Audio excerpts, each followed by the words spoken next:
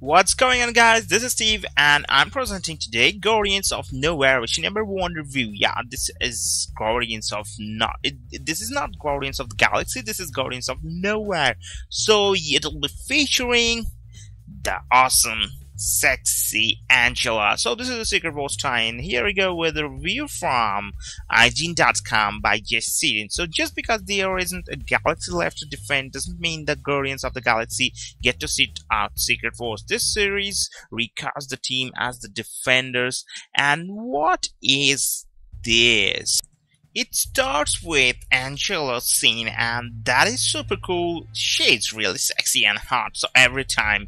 Anyway, so there's little scope to Guardians of Nowhere issue number 1. There are a few obligatory shots of Nowhere and its diverse population, but the plot centers only around the team and their personal problems. There's barely a sense that these characters are a team or that they have a mission at all. Much of the first half of this issue is devoted to a fight between Angela and Drax rather than world building. The second half sees the team retreat into hiding while being hunted by a generically mysterious new enemy. It all makes for a fairly dull introductory issue. The only compelling element so far is the fact that Gamora, due to her enhanced cosmic abilities from the Black Vortex crossover, seems to retain some memory of life before Battleworld. But even there, this is the only Secret Wars comic to deal with such matters. Mike Deodato's art is impressive, and at least compared to his previous big cosmic epic last year's original scene. So this is a really super cool thing. But here we go. Let's move to another review from allcomic.com. This review by Jeremy Matcho. So if you were wondering where the rest of the Guardians of the Galaxy gang is during all the Secret Wars business, the answer is nowhere. Okay, that was lame, but I couldn't resist. This week, Brian Michael Bendis shows us a great many things, including but not limited to what happens when you leave your domain and why you should never pick a fight with Angela. So come along as we try to figure out exactly what Knowhere has to offer us this week. Brian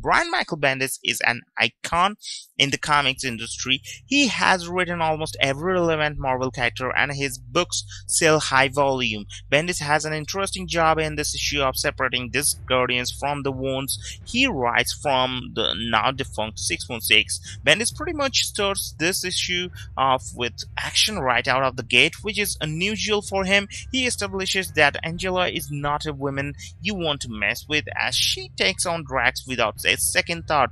This is an issue that deals with strong women, as Bendis show both Angela and Gamora are tough ladies. Bendis doesn't reveal much about the story, but he raises an interesting question in this issue: what happens when a character doesn't believe the Almighty Doom exists? So Brian Michael Bendis sure knows how to hook readers, doesn't he? So if there are any gripes, it's that Bendis does his overlapping repetitive dialogue for a few pages, which can be annoying. He also makes this a bit of quick read, which is a real nitpick.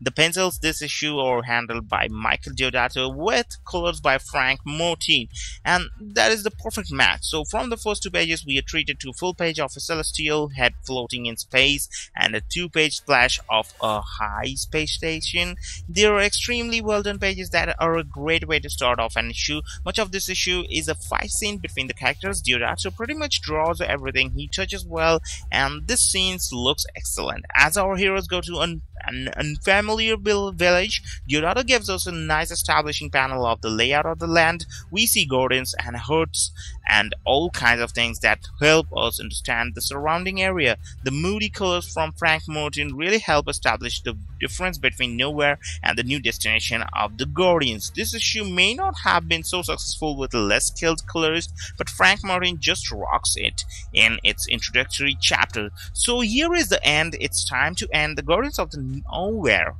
This is not the Guardians of the Nowhere, this is Guardians of Nowhere issue number 1 review. So hope you guys have enjoyed it, and I have succeeded to give you a reason why you should buy it and you should read it. So have a great day with your read and your buying on this comic book and supporting the creators, the developers. Have a great day. Adios.